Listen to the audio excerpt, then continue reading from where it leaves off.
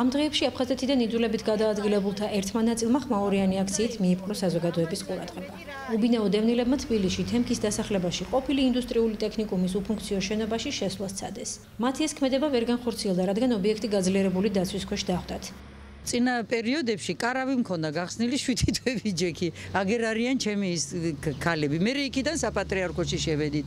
შეგვიყვანას ესეც დახმარებით. საპატრიარქოში 8 თვე ვიცხოვრეთ. იქიდან 20 ოჯახი, 30 ოჯახი ცხოვრობდით, გადაიყვანეს ფოთში, დანარჩენები, რომელსაც არ შეგვეძლო მაგ ფოთში წასვლა, დავრჩით ისე და დღემდე ისე ვართ. 26 მაისის დროინდელია ეს ფეხი, აი. ჯოხი რომ იკავია. საოპერაციო ვარ, მაგრამ როგორც ასეთი არა მაქვს ისა, მე ვერ შევაგროვებ. მიუხედავად იმისა, მეუღლე დამეღუპა, მე ვარ მარჩენალ დაკარგული ოჯახი, თვითონ ომის ვეტერანი, ვერ შევაგროვებ 15-12 ქულას თუ რამე არის და სასწაული არ მოხდა, ვერ შევაგროვებ და ეს 7 და 6 და 5 ქულა გამავალი არ არის. აი როდის გვეწევა ჩვენ რომ მოხდეს ამ ბინის იმაში, მე თვითონაც არ ვიცი. ღმერთმა მიცეს ყველას, შეიძლება ზოგს 20 ბინა კონდეს, მე ერთი არ მეკუთვნი ის. შეამოწმონ. ბაზაში კი არა სადაც უნდა შევიდნენ, მიჭირს, იმიტომ მოვედი აქა. გავიგე რაღაცას აპირებინო ტოლებით, მე დავდექი აქა. რატომ? მიჭირს იმიტომ. 4 თვის ბაღანა მყავს. კიდე კაი რაღაცა მუშაობ და 2 კაპიკის ფულს ვაკეთებ, რომ ამათი იმედით მე უნდა ვიყო დღეს პტარი. რაც გადმოვედი, ცხოვრობდი ნათესავთან. გაფართოვდა ოჯახი, უკვე არ მაქვს არსად წასასვლელი და საცხოვრებელი ფართი.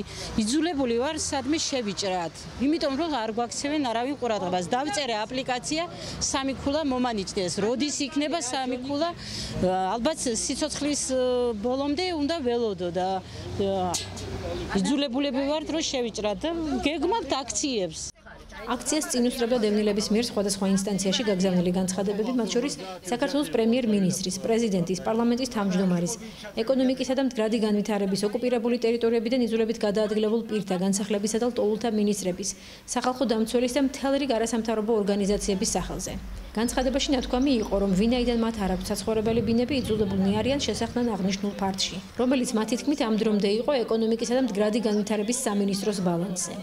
მე დამერიგეს დღეს დევნილებმა რომ ჩვენ შევდივართ აქ და დაგვიცავთ ჩვენ ინტერესები. მე იძულებული ვიყავი, ჩამოსულიყავი, მოვედი, დამკვდა ხალხი აქ. მათ უნდა შეჭრა, მე მივედი დაცვაში, დაცვას დავილაპარაკე, ასე მოსული იყო თელი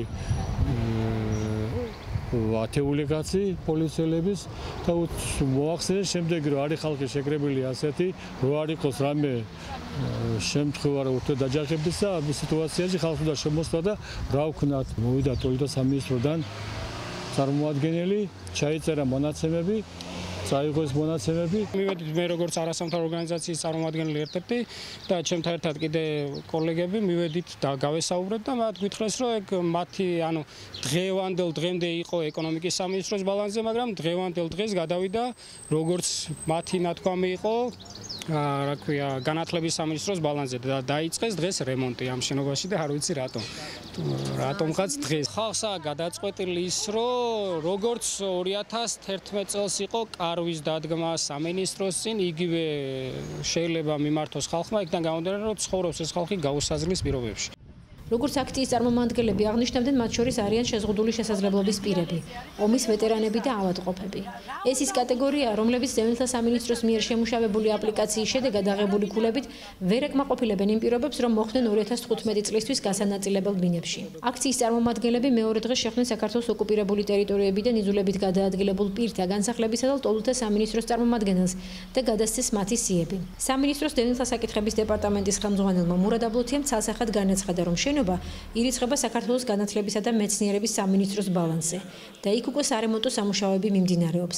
რაც შეეხება დევნილებს, არის უკანონო ქმედება, შესაბამისად ჩვენი მხრიდან ეს ვერ იქნება მხარდაჭერილი. კონკრეტულად გუშინდელ ფაქტს რაც შეეხება, ისინი ცდილობდნენ კოლეჯის შენობაში შესვლას, სადაც უნდა გაიხსნას ახალი კოლეჯი, ყოფილი კოლეჯის შენობა უნდა რეაბილიტაცია უნდა მოხდეს და გაიხსნას და თავისთავად ჩვენ ამას მხარს ვერ დაუჭერს. რაც შეეხება ამ ოჯახებს ჩვენ ყველას ვესაუბრეთ, სამინისტროშიც ყავდა ეს ადამიანები შევხვდით და მათ უთხარით, რომ როგორც წესი არის, მათ უნდა შეავსონ განაცხადები და უნდა დაელოდონ თავიანთ რიგს. მათ ნაწილს შევსებული აქვს ეს განაცხადები, თუმცა უნდათ რომ ვიდრე მათი რიგი მოამანამდე მიიღონ ეს პარტიი და თვითნებურად დაიკავონ, რაც თავისთავად მიუღებელია. ნაწილი კი მათ შორის იყო ისეთი ადამიანები, ვისაც თავის დროზე შეიძლება ფულადი კომპენსაცია აქვს აღებული, ან სადღაცას ფართი აქვს დაკანონებული კომპაქტურში ცხოვრობს და მათ ეს არ აკმაყოფილებთ და უნდათ გაფართოება. ესეთ ადამიანებს, რა თქმა უნდა, თავისთავად ხელმეორედ მათი დაკმაყოფილება ვერ მოხერხდება.